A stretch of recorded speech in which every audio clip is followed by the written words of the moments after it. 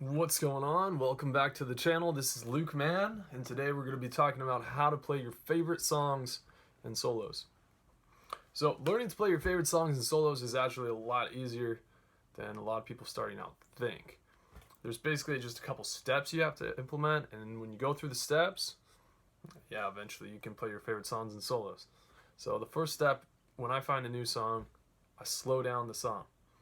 So, when the song is at much faster pace, if you haven't developed a lot of the reflexes, a lot of the theory, a lot of the basic ideas that come to mind, at some point you're going to be able to play your favorite song, or you're going to be able to listen to a new song and already pick up there's a lot of like usual suspects.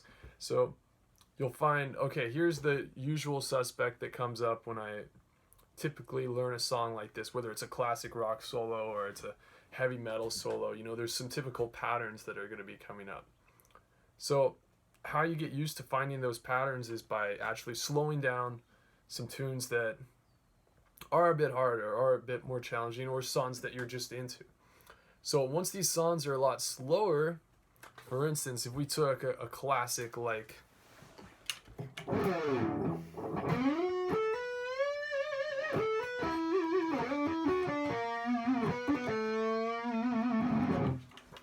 it would be really hard right off the bat to just say, yeah, I know exactly what he's doing there. But once you realize the first step, well, I guess it would be the second step. Once you're familiar with the second step, which is just knowing the scales, knowing the notes that are available to you within this given key, all you have to do is cross off all the boxes. Is it this note? No. Is it this note? No. And then you can know exactly which note it is just from deduction. So, this solo was written all within one or two scales, which are very easy. All you have to do to memorize those is implement the steps. Super simple stuff. It's just in one key, and once you see the framework on the fretboard, you see the actual exact grid that solo is written in, you can actually take that and you could even play something different over it. If I stick to the same chords,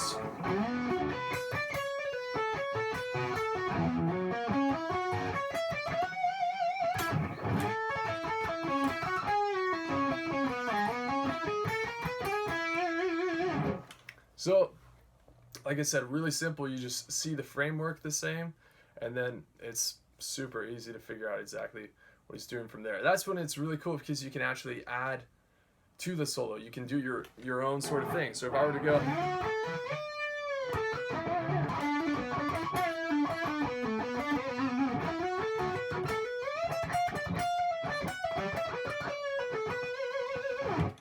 again, I'm the only reason that I'm able to improvise and to go over different parts of this solo and play it in my own way is because I'm familiar with the exact framework, with the exact grid that he's sort of using.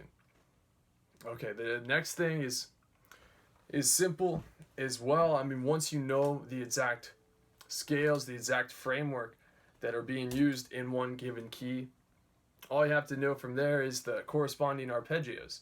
So in one key, that's what they do in that song as well, right? They actually use just solely arpeggios. They have a chord progression, and they have corresponding arpeggios.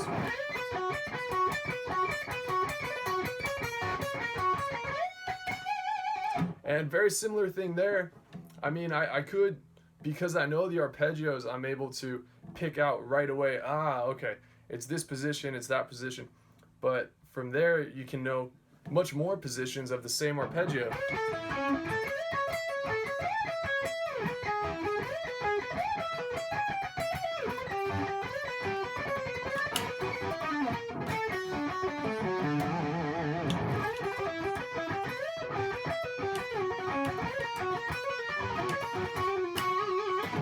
And again, I'm just kind of messing around there. It's totally off the cuff, but the reason I'm able to do that is just because I've taken the time to memorize these arpeggios memorize these shapes so that when I hear a solo or a song that I'm into, and I hear the usual suspects, the patterns that are typically being used, the stuff that I know comes up all the time, I'm usually able to hear right off the bat, like, oh yeah, that's simply this grid, that's simply this framework, and it's just a little bit of a different spin on it. Every guitarist, this is what I'm finding out too in my studies, in my I'm learning jazz right now, is that each guitarist has a vocabulary.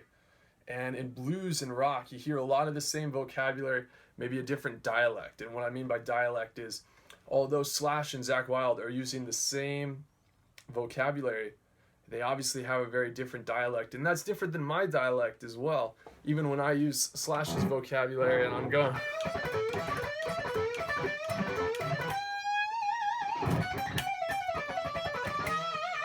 Right, I don't sound like Slash, I sound like me, just like Zakk Wylde. Again, if we stick in the same vocabulary, you know, Zakk Wylde's gonna sound much different. And but the important part is for you that you actually know these vocabularies so that you can create your own dialect off of it. In jazz, it's a much different vocabulary. Let's say in rock, we're using words like "that's cool." In jazz, we're using words like "that is exuberant, my good man." And again, there's dialects in jazz and country, in jazz as well, because country is a lot of the same vocabulary. They're using a lot of eclectic words in country, but yeah, it's obviously a much different dialect. Hearing some soft jazz licks versus some, you know, honky country licks, it might be around the same notes, but it's got more twang to it, doesn't it? Yeah. So to summarize, there's only a couple of steps between you and you learning to play your favorite songs and solos. If these steps seem exciting, if this seems interesting, if you want to know a little bit more about, hey, what were those frameworks? What is that grid? How is it that you're able to arpeggiate these things all over the neck and stay within the same arpeggio? What is a key? I don't know how any of that works. I'm starting from brand new, or I am pretty familiar with that stuff, but I want to expand on it. I want to touch a bit more on the speed of these things. Well, this is actually a pretty cool situation for you, because all you have to do is click the link below. On that link, you're going to fill out an application to have a chance to speak with me personally about your exact situation when it comes to playing guitar, and we can determine if and how I can help you. However, the thing is that I'm constantly doing this, and my day only has 24 hours, so my spots usually fill up pretty quickly. So if this is something you're actually interested in, you're tired of dabbling around on YouTube, going from one video to another, finding only more confusion, this is actually a pretty cool situation for you. I know this is probably something that sounds very much reminiscent of some salesy guys that you're about tired of listening to, but yeah, I'm simply just a guitarist. I find passion in helping other guitarists, so it's actually a really cool opportunity for me. I always enjoy talking to other guys about their licks that they're working on and struggles that they have. This is actually something I'm doing as a profession, is just helping guys to get to the next lick, or to sort out some of the problems they're having on the fretboard. So really unique opportunity. Go ahead, click the link, fill out the application, and I'll be in touch with you very soon.